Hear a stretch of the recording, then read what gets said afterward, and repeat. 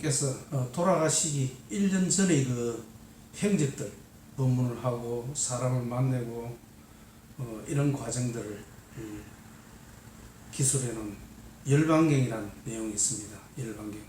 그 내용을 보면은 우리 살아가는 데 있어서 그 삶과 죽음에 대한 무상함을 아주 잘 기술이 되어 있습니다. 그것을 한번 보시면 우리가 살면서 실패를 하고 질병이 들고 또 가까운 사람이 죽고 또 사랑하는 사람과 이별을 하더라도 마음이 안정을 찾는 데 많은 도움이 되는 그런 내용들이 열반경에 잘 적혀 있습니다. 일전에 제가 운전면허 적성 검사 때문에 보건소에 가게 되었습니다. 중요한 것은 시력 검사를 하는데 교정 시력이 0.5가 나오지 않으면 일종 보통이 되지 않는 것이었습니다. 그래서 하니까 물론 안경도 이제 옛날 안경이지만 0.5가 한쪽이 안 나오는 것이었습니다. 그래서 여기서는 검사가 안 된다고 큰 병원으로 가라고 그러더라고요. 그런데 큰 병원으로 간다 그래놓고 가지는 안 하고 이거 뭐 운전면허증이 이게 제대로 발급이 안 되면은 정말로 난감한 상황 아닙니까? 운전할 수 있는 것이 요즘은 뭐 달인데 운전을 할 수 없다면 어떻게 되겠습니까? 그래서 이제 이렇게 인터넷에서 찾아보고 하니까 이종을 할 수 있더라고요. 그래서 이제 그 다음날 병원에 안 가고 제가 이종을 하겠습니다. 이러니까 이제 바로 뭐 양눈을 뜬 상태에서 이제 체크를 하더라고요. 그래서 다행히 뭐 이종은 제가 통과되었습니다. 그래서 이종을 신청을 하고 했는데 이렇듯 우리의 그 몸이라든지 이런 것은 무상하게 변해간다는 것을 제가 느꼈습니다. 정말로 뭐 저는 그런 생각 자체를 안 했는데 이렇게 모든 것이 변해가고 젊음은 시들어간다는 것을 느꼈습니다. 그런 내용이 아마 잘 적혀져 있는 내용이 열반경입니다. 열반경은 부처님이 돌아가시기 1년 전에 그 왕사성에서부터 출발해서 저 부처님의 고향인 카필라바스토까지 가는 과정에서 여러 가지 사건들, 법문들, 일어난 일들을 상세하게 잘 기록한 것입니다. 가다가 바칼이라는 한 그 제자를 집을 가게 되죠. 바칼이는 이제 임종을 가까이 둔 그런 제자인데 꼭 부처님을 한번 뵙고 싶다 그래서 부처님이 바칼이의 그 집을 찾아가게 됩니다. 그리고 바칼이의 손을 잡고 내 얼굴을 모습을 보는 것보다도 이걸 보면 뭐 하겠느냐, 내 모습을 보는 것보다도 내 법을 만나는 것이 훨씬 낫다, 이런 법문을 펴시고 또 이제 저 바이샬리라는 그 곳에서 여름 한가를 보내시고 또 춘다라는 그 집에서 공양을 하겠다, 부처님께 꼭 공양을 드리고 싶다 그래서 버섯으로 만든 그 공양죽을 드시고 거기서 이제 버섯이 좀 상했던 것입니다. 그러다 보니까 이제 부처님께서는 다른 제자들은 그것을 먹지 못하도록 땅에 파묻도록 하고 부처님 혼자서 이제 그것을 드시고 아무 말도 하지 않고 이제 나왔습니다. 나와가지고 카필라 바스트로 가는 과정에 그 쿠시나가라 하는 곳에서 몸이 이제 아프다고 아난다에게 이야기를 하고 그 숲에서 이제 눕게 되죠. 사라나무입니다. 사라나무 아래에서 이제 누워서 이렇게 있게 되죠. 그러면서 이제 그 부처님께서 이런 이야기를 하죠. 이제 나는 나이가 많이 들었고 내 노시한 몸을 끌고 다니는 것이 힘들다. 그러면서 이제 하니까 그 안 한다가 부처님께서 이제 돌아가실 때가 되었는갑다 이런 생각을 하면서 막 슬피 울고 그랬습니다. 거기서 이제 부처님께서 쿠시나가라에서 돌아가시고 거기서 이제 다비식을 하고 그 뼈를 8군데로 나누고 또 재와 그 뼈를 담았던 그 항아리를 또 다른 두 군데에서 나누고 총 10군데를 분배를 해서 사리 탑이 아마 씌워진 내용입니다. 이런 내용들이 상세하게 기록되어 있는 것이 열반경입니다. 그래서 우리가 살면서 힘이 들고 이별을 하고 가까운 사람이 죽고 그렇게 마음이 불안하고 안정되지 못하고 그럴 때 이 열반경을 보게 되면 아마 많은 도움이 될 것입니다. 우리가 여행을 하다가 마음이 좀 안 좋을 때 화장실에 갔는데 아주 자기 마음을 녹이는 그런 단 한 줄의 그런 글도 우리 마음을 편안하게 하고 그러지 않습니까? 그래서 그런 일이 있을 때 마음이 안 좋을 때 그 열반경을 한번 보시면 아마 분명 굉장히 마음의 안정을 찾고 할 수 있을 것입니다. 오늘 그런 열반경에 관한 제 글을 가지고 제가 강의를 하겠습니다. 자, 열반경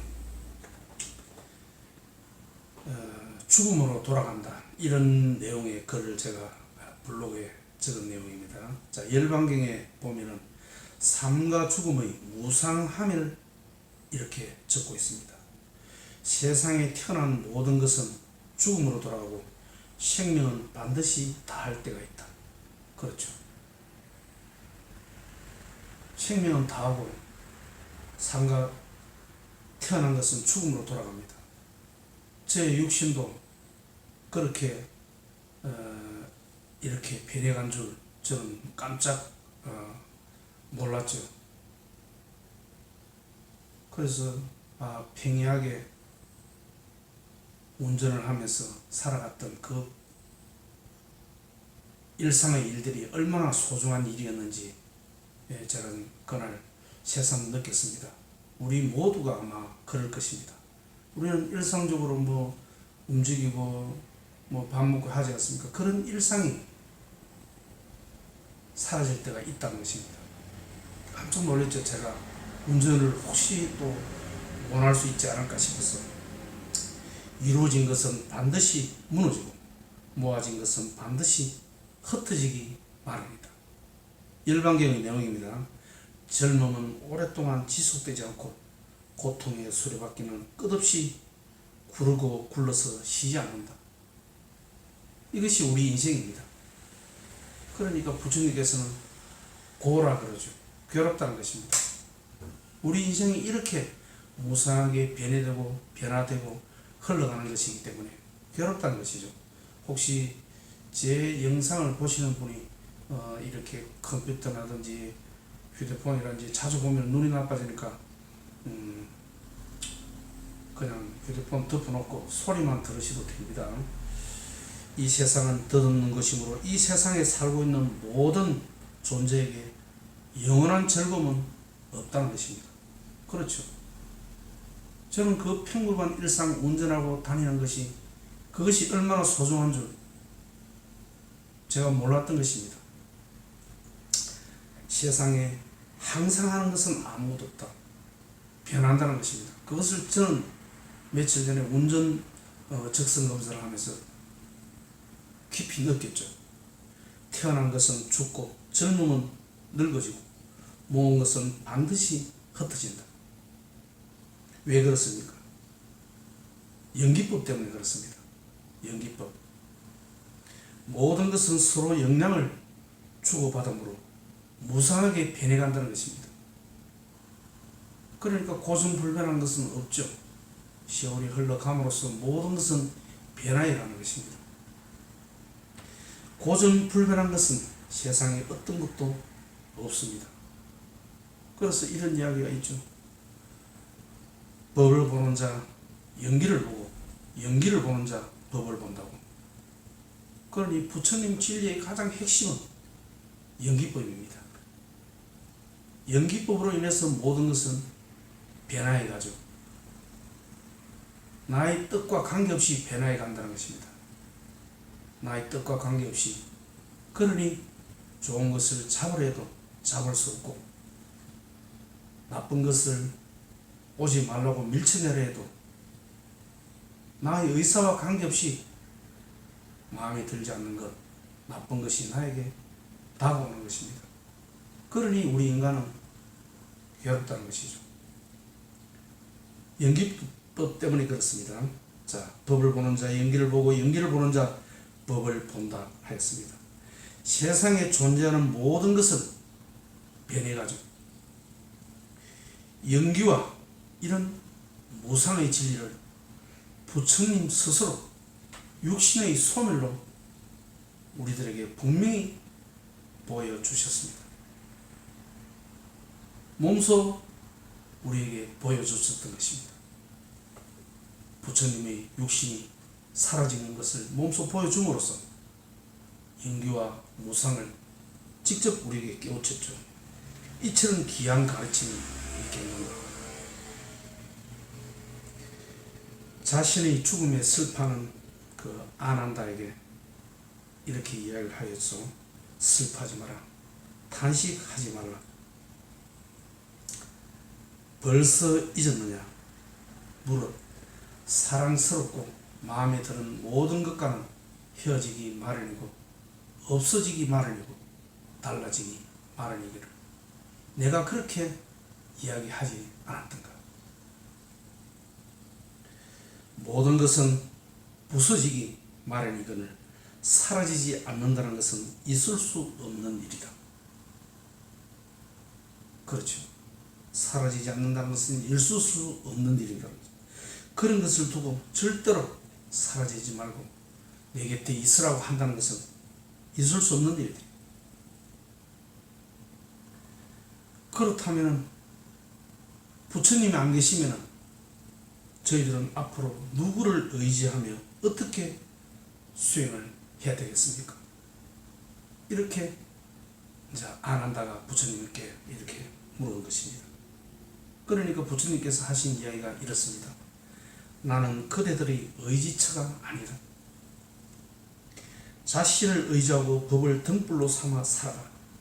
여기서 중요한 것이 있습니다. 나는 그대들의 의지처가 아니다. 그렇죠. 그런데 요즘 종교의 지도자라는 사람들, 사회의 종교라는 사람들, 목사라는 사람들, 스님이라는 사람들, 나를 따르라, 내 말을 믿어라, 그런 거와 정반대입니다. 나는 너희들의 의지처가 아니다. 나는 너희들의 의지처가 아니다. 인간 고타마 시타르테에 의지해서는 안 된다. 그러면서 법과 진리에 의지하고 살아가야 된다.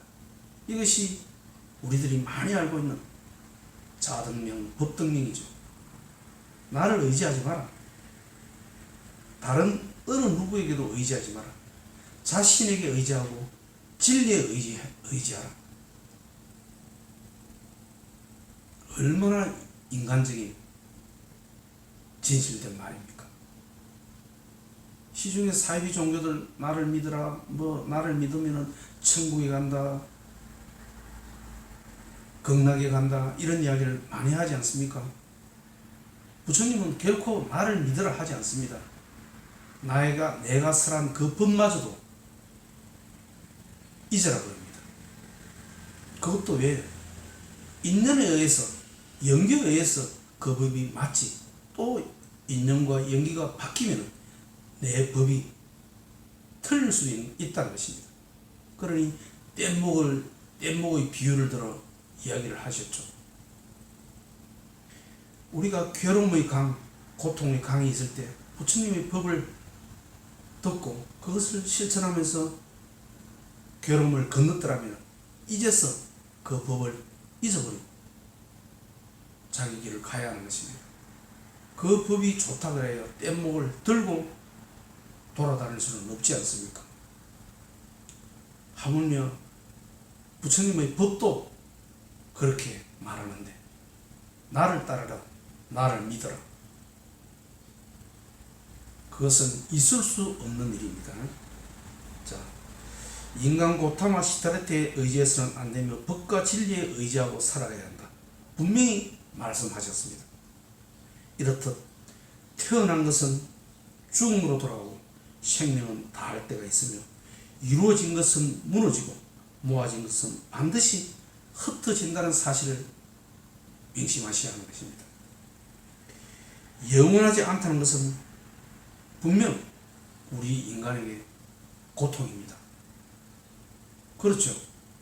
영원하지 않다는 것은 마음에 드는 것, 사랑하는 사람이 내 옆에 있어야 된다는 것, 그런 권력과 명예, 찬사가 내 옆에 있어야 된다는 것은 사람으로서 뭐 그런 마음이 들죠. 하지만 그것은 영원하지 않다는 것입니다. 내 옆에 있을 수 없다는 것입니다. 하지만 언젠가는 사라질 것에 대해 집착하고 붙잡는 것은 스스로 고통을 자초하는 일입니다. 스스로 고통을 자초하는 것입니다.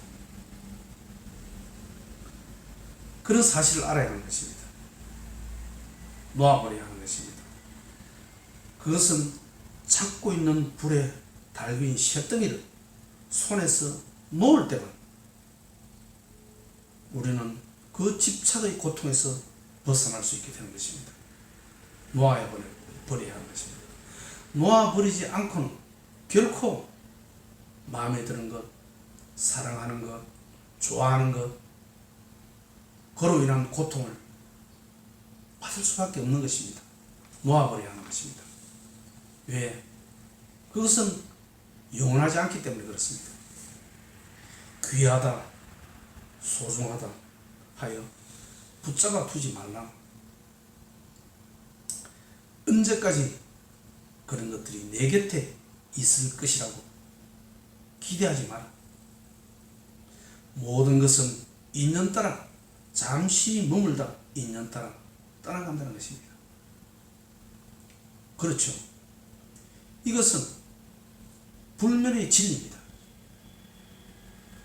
이것 외에 어떠한 진리도 우리 삶에 없습니다. 모든 것은 인연 따라 왔다가 인연 따라 간다는 것, 그것이 바로 무상의 진리고 영계의 진리인데 이것 외에는 어떤 진리도 없습니다. 어떤 진리도 없습니다. 자, 그러면 우리는 어떻게 살아야 되겠습니까? 사랑하지도 말고 재물도 모으지 말고 권력도 탐하지 말고 살아야 됩니까? 그렇지 않습니다.